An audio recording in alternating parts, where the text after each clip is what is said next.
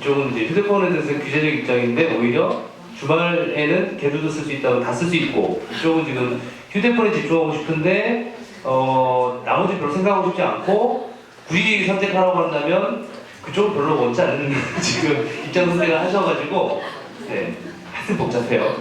근데 또 다른 분의 어떤 의견이나 질문이나 반론 좀 이어가도록 할게요. 네. 저기 마이크. 지단. 아 그래요? 근데 제가 지단 먼저 봤기 때문에 기왕에 지정했으니 지정한 대로 갈게요. 마이크가 좀 가기가 어렵네요.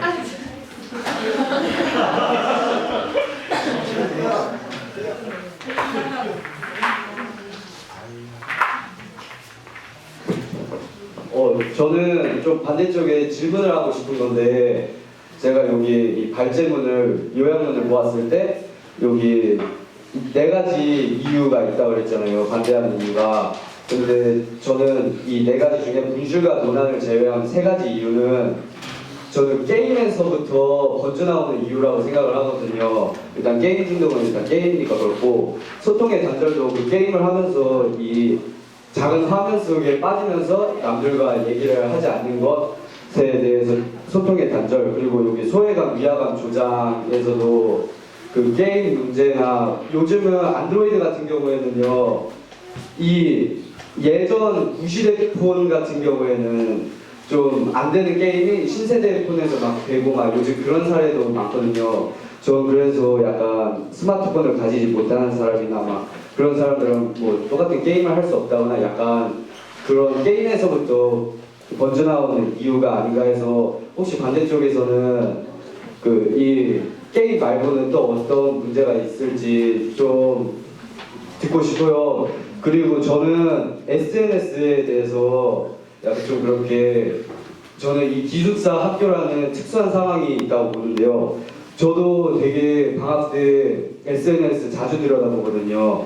저도 그래서 막 부모님이 막 그렇게 잔소리 하실 경우도 많은데, 저는 이 방학 때 SNS를 보는 게 이제 서로 집이 멀리 떨어져 있는 친구의 생활이 궁금하기 때문에 그렇게 들여다보고 그렇게 하는데, 이 기숙사 학교라는 경우에는 우리는 다 모여있고 그렇게 궁금하거나 뭐 메시지를, 개인적으로 메시지를 하거나 막 그렇게 할 정도의 친한 친구들은 바로 옆에도 존재한다고 봐요. 이제 이 같은 공간 안에서 살면은. 그래서 저는 약간 SNS를 그렇게 들여다보고 있는 것에 대해서는 약간 좀 그 다른 그 외부적인 환경과 좀 다른 특이한 케이스가 아닐까라고 생각합니다. 그래서 저는 일단 그 게임 말고 또 무슨 문제가 있을지 좀 듣고 싶네요.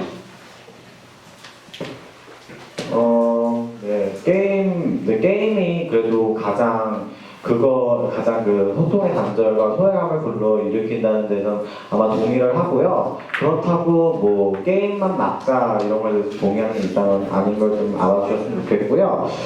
저는 게임 말고도 그냥 스마트 기기 만지는 것 자체가 소외감과 위화감 그리고 소통의 단절을 불러온다고 생각하는 편이라서 제가 어떻게 대답을 해야 될지 잘 모르겠는데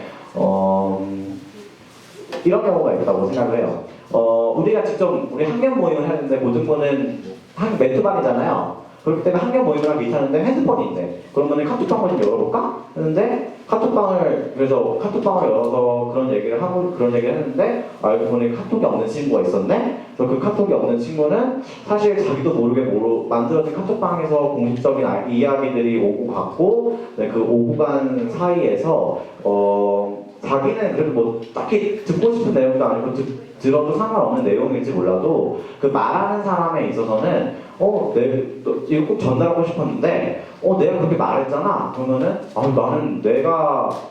나는 그걸 못 봤어 라는 식의 책임도 불분명해지고, 또 그런 식으로 하다 보면은 그렇게 내가 카톡을 보지 않을 자유도 있는 거잖아요. 근데 마침 카톡방에 공식적인 알림이 있으면 그 자유도 침해된다고 생각을 해요. 저는 게임 중단 말고도 이런, 사실 SNS라고도 하죠, 카톡은. 그래서 SNS도 문제가 된다고 생각을 해요. 그 다음에 뭐 여러 가지 인터넷 검색 같은 거, 그러니까 스마트폰 자체를 손에 들고 활동하는 것 자체가 문제가 된다고 생각합니다. 예, 다른 문제 좀 더 있다 말씀해 주셨고 혹시 또 있으시면 하고 아니면 예슬이 질문. 네, 예슬이 아까 손 들었었습니까?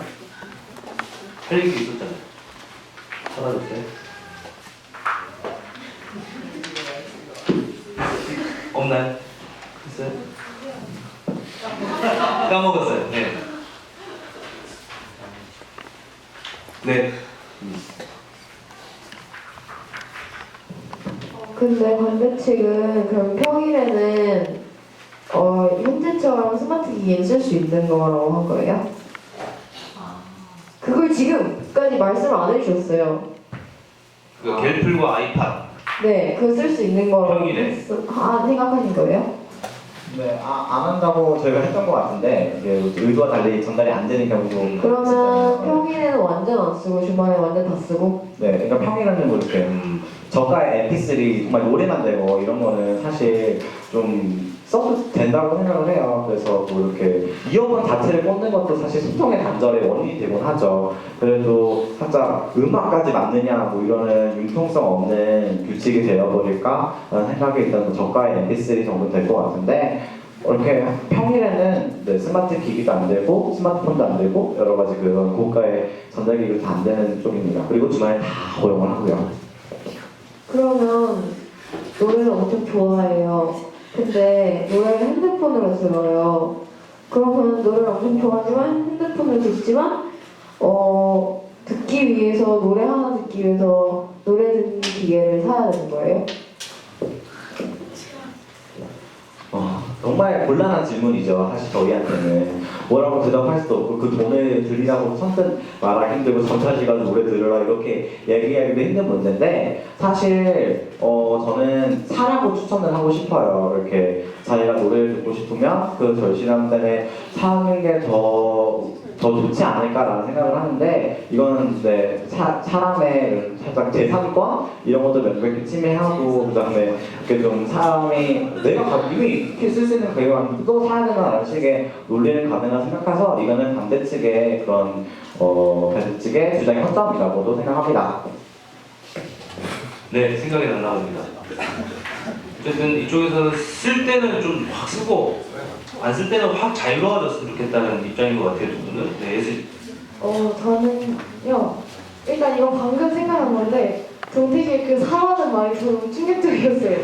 왜냐면 아니 학교에서 있는 날이 얼마나 된다고 고작 노래 듣기 위해서 아무리 MP3 싼 걸 산다고 하더라도 최소한 3만에서 5만 원 정도는 써야 지금 MP3를 살 수 있는데 그 돈을 들여서 학교에 있을 때만 쓰고 집에 가서는 안 쓰는 기기를 굳이 사야 하는지 잘 모르겠고요. 원래 얘기하고 싶었던 거는 저는 반대측에서 말씀하시는 핸드폰의 그런 단점 그런 거에 모두 공감해요. 저는 다 맞다고 생각해요. 그리고 자제해야 되는 것도 맞고 학교에서 그런 걸 안 쓰고 생활하는 걸 습관화해야 된다는 것에도 당연히 동의를 다 하는데요.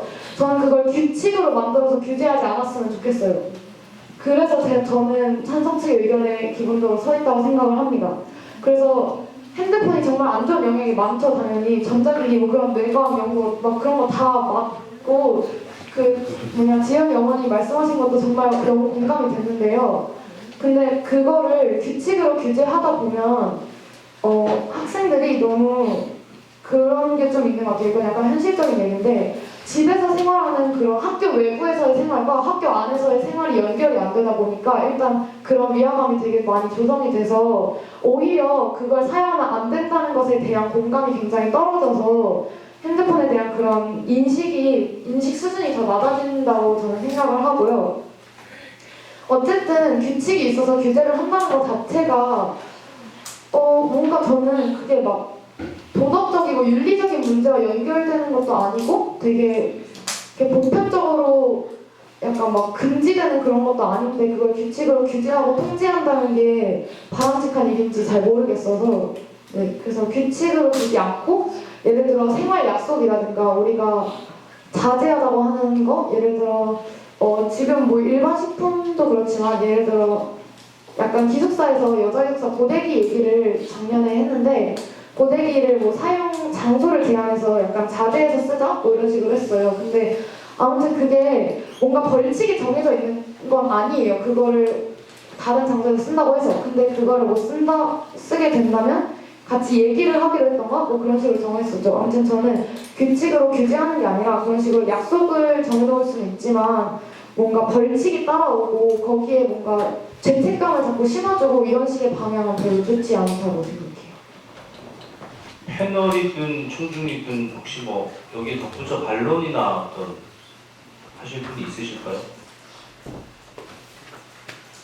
패널 측에서도 없으신가요? 굳이 뭘 듣고자 얘기한 건 아니고 강한 주장을 하신 거죠? 그래서 뭐 이렇게 질문을 좀 들어야 되는 건 아니고 하고 싶은 얘기 한 거죠? 네. 네. 예슬이가 얘기했던 그 부분에 공감이 가요. 여기서 안 쓰다 보면 집에서 이제 사용하게 되는 데 있어서 위화감이 들어서 되게 그런 사용하면 많이 좋지 않다, 되게 분대점이 많다는 거에 대해서 인식하지 못하는 거에서 동의하고요. 하지만 개인적인 생각이지만 학교 안에서는 조금 완전히 막자노까지는 아니에요. 하지만 어느 정도 규제는 있고 장소에 있어서 좀 그러니까 너무 빠져들지 않아서 좀 효율적으로 잘 사용할 수 있는 방향으로 좀 갔으면 좋겠다는 생각이에요. 그래서 이렇게 저도 이번이만 좀 사용했으면 좋겠다, 좀 자유를 보장했으면 좋겠다고 생각을 하고 개인이 좀 조절할 수 있는 능력도 이제 키웠으면 좋겠다는 바람이 있는 만큼 사용은 하죠. 조금 그런 장소나 시간에 대한 규제는 조금 필요하지 않을까에 대한 조금 생각이 듭니다. 네, 좀 짧게 해주세요. 죄송해요. 근데 그리고 아까 생각한 건데 저 아까 그 동원이 어머님 말씀이 되게 인상 깊었거든요. 아까 매점 토론할 때 효과가 빨리 나타나지 않는다는 말을 되게 자주 하셨는데 저는 진짜 공감해요. 지금 당장 전자기기를 풀게 되면 당연히 모든 사람이 전자기기를 쓸 수 있는 모든 시간에 다 집중해서 전자기기를 쓸 것 같아요. 근데 저는 이렇게 자제하는 그런 능력이라든가 우리가 그걸 조절하거나 혹은 아예 쓰지 않다고 결의할 수 있는 힘이 굉장히 천천히 나올 거라고 생각해요. 집에서 방학 때 저도 하루 종일 핸드폰을 하거든요. 근데 핸드폰 하다 보면은 중간쯤 가면 진짜 할 게 없어져요, 핸드폰으로. 그래서 자연스럽게 뭔가 다른 것에 관심을 돌리게 되고 좀 다른 걸 찾아보게 되고 그러다 보니까 핸드폰을 쓰던 지난날에 내가 굉장히 후회되고 막 좀 반성하게 되고 약간 그런 식으로 조금 인식의 변화가 있는데 방학 때는 약간 짧아서 뭔가 재미없고 지루해진다까지는 가는데 그 이상의 변화까지는 어렵더라고요. 그래서 오히려 학교에서 휴대폰을 쓰는 게 그 이상의 변화를 이끌어낼 수 있는 지점이 되지 않을까 생각합니다. 굉장히 동의하는 부분이고요. 공감도 많이 가는데요. 네, 맞아요. 할 게 없어요. 가다 보면 정말 할 게 없어서 테러과에 눈 돌릴 수 있다고 생각하고 조금씩 결제하는 능력을 가질 수 있다고 생각하는데 아까 얘기했듯이 저는 그 부분들이 이제 공동체 안에서 사용하는 거다 보니까 그게 아까 말했던 소외감이나 위화감이나 이런 좀 소통의 단절이라든지 이런 부분이랑 좀 연관이 돼 있다고 생각해요. 그래서 물론 이게 스스로 절제할 수 있는 순간이 오겠죠. 하지만 그 안에서 공동체 안에서 모두가 생활하는 공간에서 사용하는 거기 때문에 조금은 규제가 필요하지 않을까 하는 생각을 가지고 있습니다. 네. 시간이 벌써 다 돼가고 있어서 새로운 짚지 않은 점을 꼭 짚어야 되겠다. 네. 조금 엄청 크게 다르진 않는데 제가 MP3를 진짜 노래를 듣기 위해 샀어요. 근데 제가 노래를 좋아하는 경향이 있어서 그런 걸지도 모르겠지만 제 MP3가 20만 원이에요. 근데 그 MP3 진짜 노래밖에 못 들어요. 근데 그거를 보면 정태경 형이 아까 말했는데 가격을 떠나서 노래를 듣고 싶으면 MP3를 사라고 했잖아요. 근데 소외감을 없애기 위해 휴대폰을 사라고 하는 거는 왜 반대하는지 궁금해요. 그건 되게 모순적인 얘기 같이 들려서 그에 대한 좀 얘기를 해줬으면 좋겠어요. 얘기 듣고 싶다고 하니 답을. 일단은 제가 이렇게 노래를 듣고 싶으면 사라라기보다는 핸드폰을 사용하지 않는데 노래를 들어야 한다면 뭐 다른 건 모르겠는데 아무튼 저는